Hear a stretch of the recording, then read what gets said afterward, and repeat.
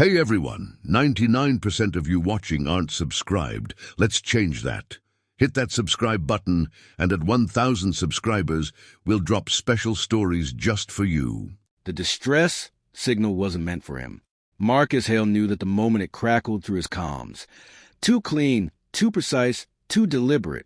Out here, at the ragged edges of map space, signals didn't come neatly packaged. They came broken, distorted, half-eaten by radiation storms and drifting debris. This one was different. Yeah, that's not suspicious at all, Marcus muttered, leaning back in his pilot's chair. His ship, the Wayfarer, drifted between asteroid fragments that glittered like shattered glass. The console flickered, reflecting off his tired eyes. He hadn't slept properly in 2 days, and the last job barely paid enough to keep fuel in the tank. Still, a distress signal meant salvage rights, and salvage meant credits. He tapped the console. Computer, triangulate source. A brief pause. Signal origin identified. Unregistered vessel. Drift status inactive. Marcus sighed. Of course it is. He hesitated just for a second, then he set a course. The ship appeared slowly out of the void. At first, it looked like nothing more than a shadow against the stars. Then the details sharpened, jagged plating, scorched hull sections, patch repairs layered over older damage. It wasn't one design. It was many, stitched together like a corpse reanimated. Marcus frowned. That's not a good sign. No registry markings. No faction insignia. No transponder. Just silence. All right, he said, grabbing his jacket and sidearm. Quick in, quick out. Grab anything valuable and leave before something tries to eat me. He docked carefully. The airlock groaned as it sealed, metal protesting metal. A faint vibration ran through his boots as pressure equalized. Then, silence. Too quiet. Marcus stepped inside. The corridor lights flickered weakly, casting long, broken shadows across the walls. The air was stale, tinged with something metallic, and something worse. He wrinkled his nose. Yeah, definitely not abandoned for long. His boots echoed softly as he moved deeper into the ship. The walls were scratched, no, clawed. Deep gouges cut through the metal, as if something had tried to tear its way out. Or in. Marcus tightened his grip on his weapon. Stay sharp, he whispered to himself. A faint sound drifted down the corridor. Not mechanical, not structural. Voices. Low, muffled. Marcus froze. He edged closer, pressing himself against the wall as the corridor opened into a larger chamber. And then he saw it. Cages. Rows of them. Stacked, welded, reinforced. Some empty, some not. His stomach dropped. Inside the cages were beings, different shapes, sizes, species. Some humanoid, some barely recognizable. All of them thin, exhausted, broken. A few stirred when they noticed him. Most didn't. Marcus swallowed hard. Slavers. Rage flared in his chest. Sudden and sharp. He'd heard stories. Everyone had. But seeing it, that was different. He stepped forward slowly, scanning the room. Hey, it's okay. I'm not with them. A creature with elongated limbs flinched away. Another, with scaled skin, simply stared. And then he felt it. Not a sound, not a movement, a presence. Marcus turned. In the far corner, partially hidden in shadow, was a smaller cage. And inside it, her. She sat curled against the back wall, arms wrapped around her knees. At first glance, she looked almost human. Almost. Her skin shimmered faintly, like light beneath water. Thin, glowing lines traced patterns along her arms and neck, subtle but alive, pulsing gently. And her eyes, they locked onto his. Deep violet, unblinking. Marcus took a slow step closer. Something about her felt different, not just alien, important. Hey, he said softly, crouching near the containment field. You okay? She didn't answer, but the lights above her flickered. Marcus blinked. Right, that's new. He glanced at the control panel beside her cage. Unlike the others, it was heavily reinforced, layered with additional locking mechanisms. Guess they really didn't want you getting out, he muttered. Her gaze never left him. Not fearful, Not pleading. Watching. Studying. Marcus reached toward the panel. All right, let's see what we can. The moment his fingers brushed the interface, the panel sparked. The energy field collapsed instantly. Marcus jerked his hand back. I didn't. He looked at the girl. She tilted her head slightly. The lights flickered again. Marcus exhaled slowly. You did that. No response. But something in her expression, faint, almost imperceptible, confirmed it. Well, he said, standing, that saves me some time. He opened the cage door. She didn't move. It's okay, Marcus said gently. You're free. Still nothing. Then a distant sound. Heavy footsteps. Voices. Loud. Angry. Marcus's head snapped toward the corridor. Of course, he muttered. Right on schedule. He turned back to the girl. Listen, if you want out, now's the time. For a moment, nothing happened. Then she stood, slowly, carefully, like she wasn't used to having the option. She stepped out of the cage. Marcus offered a small, reassuring smile. Good choice. The footsteps grew louder. Weapons powered up in the distance. Marcus grabbed her hand, hesitating only briefly when he felt a strange warm pulse through his palm. Time to go. The corridor erupted into chaos. Blaster fire lit the narrow passage in bursts of red and blue. Marcus ducked behind a bulkhead, pulling the girl down with him as shots scorched the wall above. Stay close, he shouted. She didn't respond, but she didn't let go either. Marcus leaned out, fired twice. 2 slavers dropped. More incoming. Yeah, that's too many, he muttered. They ran. Alarms blared. The ship shuddered violently, artificial gravity flickering as systems strained under sudden conflict. Marcus skidded around a corner, nearly losing his footing. Come on, come on. A blast struck the wall beside them, and then everything went dark for half a second. No lights, no alarms, no gravity, just silence. Then power surged back. The pursuing footsteps stopped. Marcus turned. The slavers behind them stood frozen in confusion, their weapons dead, completely offline. He slowly looked down at the girl. She was glowing, not brightly, but unmistakably. The patterns on her skin burned like constellations. Marcus stared. You're full of surprises, aren't you? She swayed slightly, then collapsed. Marcus caught her just in time. Hey! Hey! Stay with me, he said, adjusting his grip as he lifted her. No response. He glanced back once, then ran. The Wayfarer detached moments before the slaver ship systems came back online. Marcus slammed into the pilot's seat, strapping in with one hand while holding the unconscious girl with the other. Hang on, he muttered. Engines roared to life. A flash, and they were gone. Silence returned. Soft, endless, the kind only space could offer. Marcus glanced over at the girl, now lying across the co-pilot's seat, wrapped in a blanket. She looked smaller now, fragile. Hard to believe she had just shut down an entire ship. He exhaled slowly. Well, he said quietly, guess it's just you and me now. The first thing she said was not her name. It wasn't a question either. It was a single word. Cold. Marcus nearly dropped the mug he was holding. He spun around. You're awake?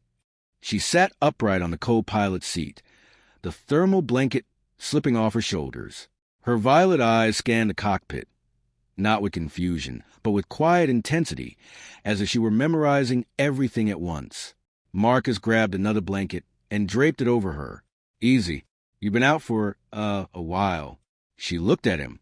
Cold, she repeated, softer this time. Marcus frowned. Right. Yeah, that I can fix. He adjusted the ship's temperature controls. The hum of the life support system deepened, warm air beginning to circulate. She closed her eyes briefly. The faint glow beneath her skin pulsed once, then dimmed. Marcus noticed. He noticed everything about her. Better, he asked. She nodded. That was the beginning. She didn't tell him her name. Not because she refused. Because she didn't know it. I don't remember, she said days later, her voice halting but improving with every word. There is something missing. Marcus leaned against the console, arms crossed. Memory loss isn't exactly rare after trauma. She tilted her head. This is not damage. Then what is it? A pause. Hidden. Marcus raised an eyebrow. Hidden? By who? She looked out the cockpit window at the endless stars. Me. That was the moment Marcus realized two things. First, this kid was not normal. Second, asking too many questions might not get him answers he understood, so he changed approach. All right, he said, if you don't have a name, we'll give you one. She turned back to him. A name, she repeated, as if testing the concept. Yeah, something to call you. He scratched the back of his neck. Can't keep saying, hey, you forever. She seemed to consider this carefully. Marcus followed her gaze as she looked out at the stars again. They're loud, she said. He blinked. Loud. They move. Speak. Sing. She frowned slightly. But I cannot understand them. Marcus stared at her for a long moment. Then he sighed. Right. Of course they do. He pointed toward the viewport. See that cluster? The bright one there? She nodded. That's the Lyra constellation. Back on Earth, people used to imagine shapes in the stars. Stories. Myths. He gave a small shrug. Seemed fitting. She whispered the word. Lyra. Something shifted in her expression. A sense of alignment. Yes, she said quietly. Lyra. Marcus smiled. Lyra it is. Life aboard the Wayfarer wasn't exactly ideal for raising a child.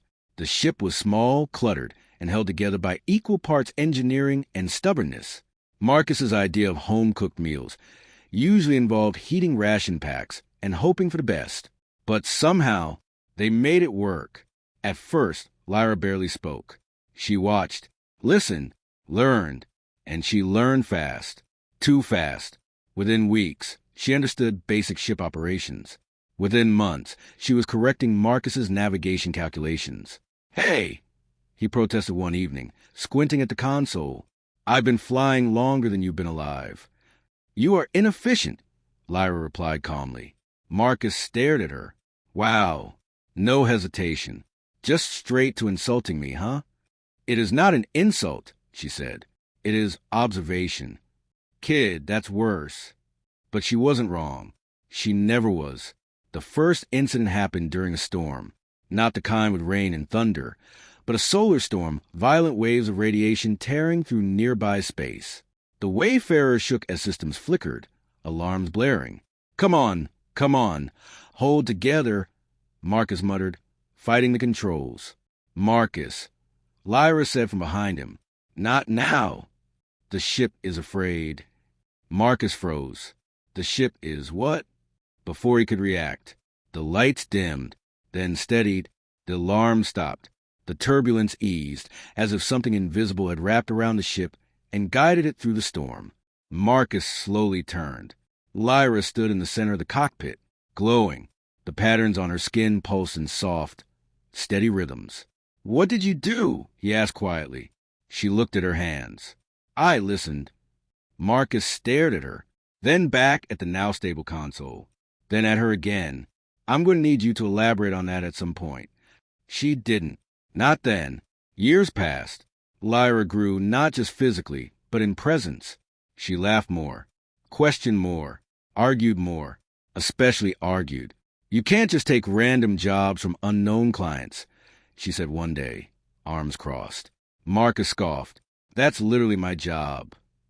It is dangerous. Everything is dangerous out here. You could die.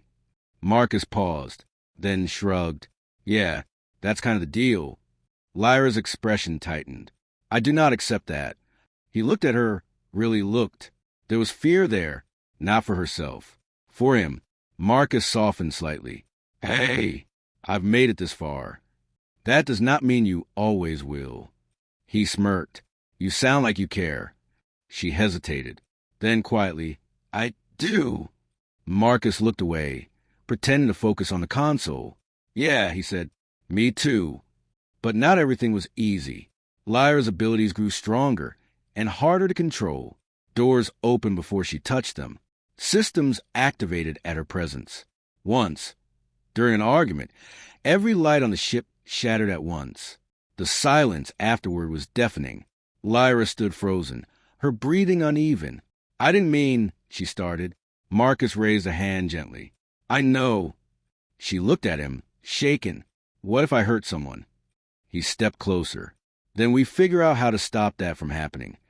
"You don't understand," she said, her voice cracking slightly. "It is not power. It is something else. Something bigger." Marcus nodded slowly. "Then we'll figure that out too." She searched his face. "For how long?" she asked. "As long as it takes." A long silence stretched between them. Then she said it. "You're not my father." Marcus's expression didn't change. "No," he said quietly. "I'm not." Another pause, the kind that felt heavier than words. Lyra looked down. "But you stayed." Marcus let out a small breath. "Yeah," he said. "I did." That night, Lyra stood alone in the cockpit. The stars stretched endlessly before her, but they were louder now, not chaotic, not distant. Calling. She placed a hand against the glass. "I hear you," she whispered. The lights around her flickered softly. Somewhere far beyond the edges of known space, something answered, and for the first time, Lyra felt it clearly. She wasn't just lost. She was being waited for. The dreams didn't begin all at once.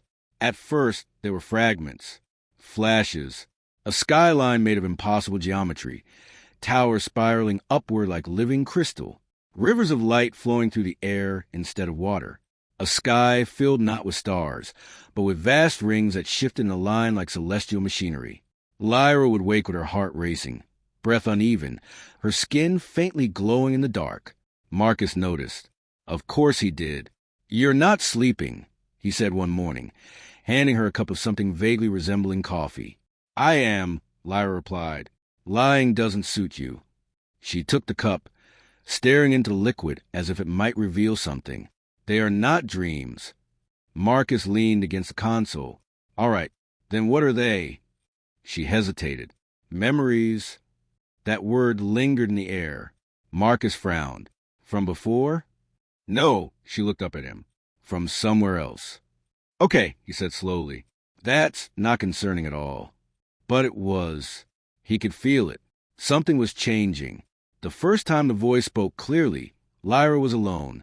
Marcus had docked at a remote trading outpost to negotiate a parts deal, leaving her aboard the Wayfarer. She preferred it that way. Less noise, fewer minds pressing against her senses. Because now she could feel them. Not just machines anymore. Not just energy. But something vast, ancient, watching. She stood in the center of the ship, eyes unfocused. "Lyra." The voice didn't come through speakers. It wasn't sound. It was presence. She stiffened. "Who are you?" "We are yours." Her breath caught. "I do not understand." "You will." The lights dimmed. The air hummed. "You have been hidden long enough." Lyra's pulse quickened. "Hidden from what?" A pause. Then, "From your throne." The word hit her like a shockwave. "No," she whispered. "That is not possible. It is inevitable." The presence grew stronger, pressing against her thoughts. "Come home." When Marcus returned, he found the ship in chaos. Lights flickering. Systems rebooting repeatedly. Gravity fluctuating just enough to make walking feel wrong. "Lyra," he called, rushing inside. No answer. He moved quickly toward the main corridor and stopped. She stood there, at the center of it all, her feet barely touching the ground, her entire body glowing, bright now, no longer subtle. The markings along her skin burned like constellations brought to life, shifting, rearranging. "Lyra," Marcus shouted. Her eyes snapped open. They weren't just violet anymore. They were filled with light. "They found me," she said. Marcus forced himself forward despite the pressure in the air. "Who found you?" "My people." The words landed heavily. Marcus swallowed. Okay, that's good, right? That means you're not alone anymore." Lyra looked at him. There was fear there. "Yes," she said softly. "And no." The ship trembled. Outside, space shifted. Not like hyperspace. Not like anything Marcus had ever seen. It was as if reality itself bent inward and made room. The vessel appeared without arriving. One moment, there was nothing. The next, it was simply there. Massive, seamless, beautiful in a way that hurt to look at too long. Its surface shimmered like liquid starlight, constantly shifting, as if it wasn't entirely bound by physical form. Marcus stared through the viewport. That's not possible. Marcus, Lyra said quietly. He turned. She was still glowing, but dimmer now. Focused. Present. They are calling me. As if on cue, the ship systems activated on their own. A transmission opened. Not audio. Not visual. Direct. Marcus gasped slightly as the voice entered his mind. Return the Queen. He staggered back, gripping the console. What the hell? He looked at Lyra. Queen. She shook her head slowly. I didn't know. Marcus laughed nervously. Yeah, that makes two of us. The voice returned, stronger now. The bloodline awakens. The throne cannot remain empty. Marcus clenched his jaw. She's just a kid. Lyra stepped forward. No, she said quietly. I am not. Silence filled the cockpit. Then Marcus exhaled slowly. You don't have to go. We can leave. Right now. He moved toward the controls. We've outrun worse. Lyra watched him. For a moment, she almost said yes. Almost. But then the stars outside shifted again. And the dreams, the voices, the pull, all aligned into something undeniable. She placed a hand over his on the console. You taught me not to run from what matters. Marcus froze. That's different, he said. This is something we don't understand. She smiled faintly. Then I must understand it. His voice dropped. And if you don't come back? That question lingered. Heavy, real. Lyra didn't answer immediately. Instead, she looked at him. Really looked. Memorizing. Then you must remember me, she said softly. Marcus shook his head. Not good enough. She stepped closer. Then unexpectedly, she hugged him. Marcus stiffened in surprise. Then slowly, carefully, he returned it. You stayed, she whispered, when you did not have to. His voice was rough. Yeah, I did. And now, she said, pulling back slightly, I must do the same. Docking was automatic. The alien vessel guided the wayfarer into position with effortless precision. No clamps, no visible mechanisms. Just alignment, perfect and silent. The hatch opened. A corridor of light extended outward. Marcus glanced at Lyra. Last chance to change your mind. She smiled gently. You know I won't. Yeah, he muttered. I was afraid of that. They stepped through together. Inside, everything was alive. The walls pulsed faintly, responding to their presence.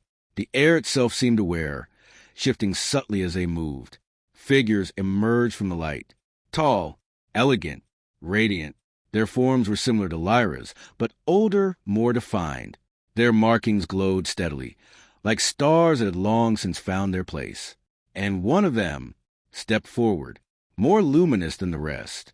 Ancient, powerful. It bowed, not to Marcus, to Lyra. Our world has waited, it said, its voice echoing both in the air and in their minds. Lyra stood still, unsure, afraid. We protected you, the being continued, hidden among the stars until the time was right.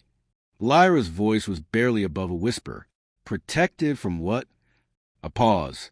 Then, from those who would have ended your reign before it began. Marcus felt a chill run down his spine. The slavers, he muttered. Yes, the being said. And others. Lyra's hands trembled slightly. I do not remember any of this. You will, it said gently, when you take your place. Marcus stepped forward slightly. And what exactly does that mean? The being turned its gaze to him. For a moment, Marcus felt completely exposed. Every thought, every memory laid bare. Then it spoke. It means she will become what she was born to be. Marcus didn't like the sound of that. At all. Lyra looked back at him. All the fear was still there. But now, so was something else. Resolve. Will I remember him? She asked. The being tilted its head. That choice is yours. Marcus's chest tightened. Lyra, she stepped back into the light. I will find my way back, she said. Not a promise. Not exactly, but close. Marcus nodded slowly. You better. She smiled one last time, then turned and walked forward. The light swallowed her. The doors closed. And just like that, she was gone.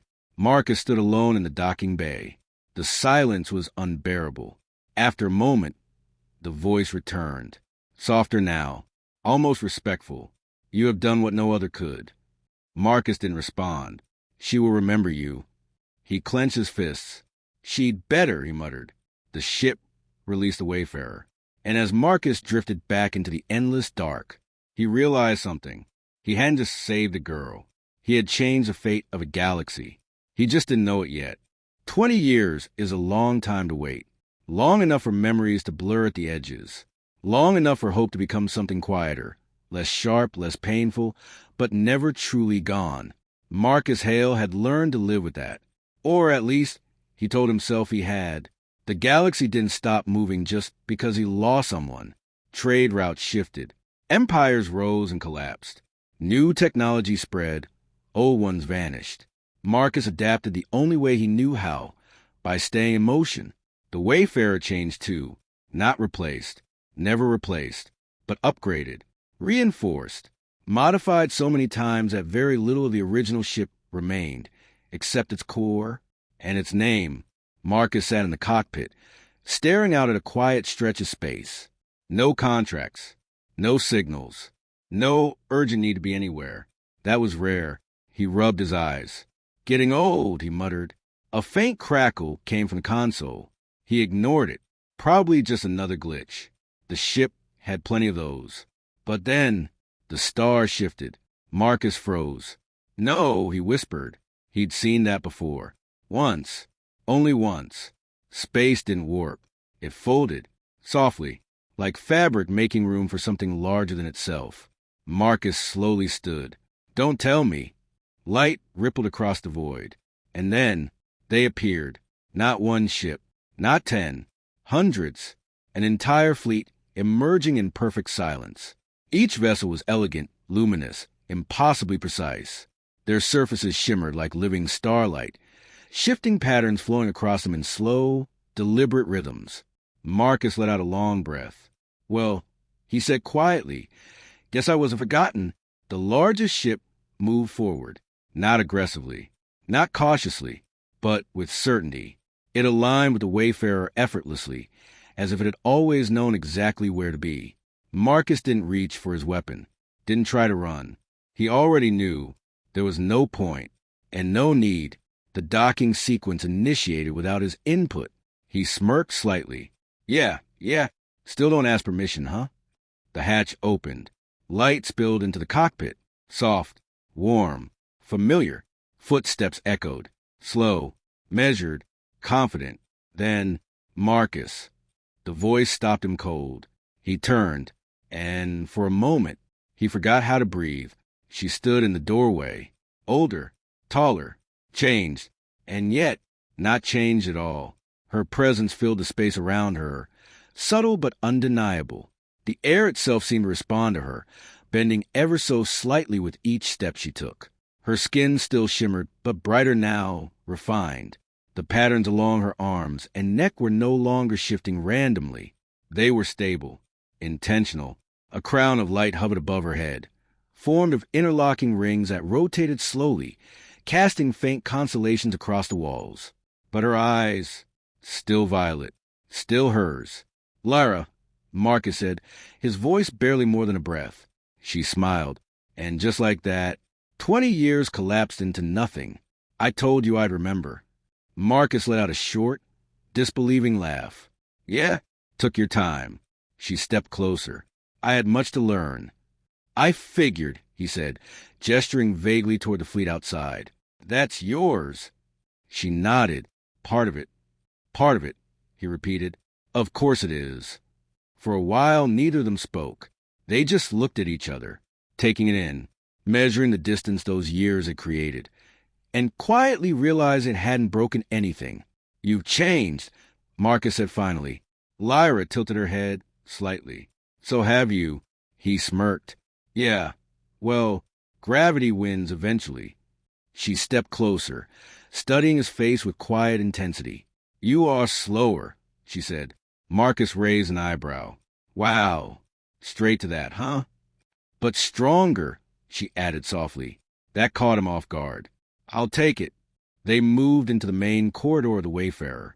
Lyra's gaze drifted across the walls, the panels, the worn edges of a ship that had seen too much and somehow kept going. You kept it, she said. Of course I did, Marcus replied. Couldn't exactly replace it. She reached out, brushing her fingers lightly along the wall. The lights flickered, then steadied, responding to her. Still, Marcus noticed. You got better control. Yes, she said. It is no longer overwhelming. He nodded slowly. That's good. A pause. Then, what happened to you? He asked. Lyra was quiet for a moment. Then she answered. Everything. She told him pieces. Not all at once. Not everything. But enough. How her people had taken her in, not as a stranger, but as something sacred. How her memories had returned slowly, painfully, reshaping who she thought she was. How the throne was not just a position, but a responsibility tied to something far older than any single world. We are not rulers in the way humans understand, she explained. We are anchors. Our presence maintains balance between systems, energy, space, even time in certain regions. Marcus blinked. You're saying you're basically holding parts of the universe together? Lyra gave a small smile. In a simplified way, yes. He let out a low whistle. No pressure, then. But there was conflict, she continued. Those who took me as a child, they feared what I would become. Others sought to control it. Marcus's expression darkened. The slavers? Yes, and more powerful forces behind them. She met his eyes. I ended that. Marcus studied her carefully, not questioning, just understanding. Yeah, he said quietly. I figured you would. Silence settled again. Comfortable this time. Familiar. Then Lyra stepped closer. I came back for you, she said. Marcus crossed his arms lightly. Yeah? Why? She didn't hesitate. Because you are my home. The words hit harder than anything else she'd said. Marcus looked away briefly, exhaling. Kid, you had an entire empire waiting for you. And still, she said, I came back. He shook his head slightly, a faint smile tugging at his lips. Yeah, he said. Guess you did. She extended her hand. Come with me. Marcus looked at it, then at her, then out at the fleet. That's a big ask. It is, she agreed. Whole new world. New rules. Probably a lot of people who don't like me. A few, she admitted. He smirked. Thought so. She stepped closer. But you will not be alone. Marcus hesitated. Not because he didn't want to go, because he knew what it meant. Leaving behind the life he understood. Stepping into something much bigger. He glanced around the Wayfarer one last time. Every scratch. Every repair. Every memory. Then back at Lyra. You're really a queen now, huh? She tilted her head slightly. If that is the closest word you have. He chuckled. All right then, Your Majesty. She made a face. Do not call me that. Good, he said. Wasn't planning to. He took her hand. Warm, familiar, and yet filled with something vast. Outside, the fleet responded instantly. Ships shifted into formation, light patterns aligning like a living constellation. Marcus felt the Wayfarer detach gently, guided by forces far beyond its own systems. Guess there's no turning back now, he said. Lyra looked at him. There never was.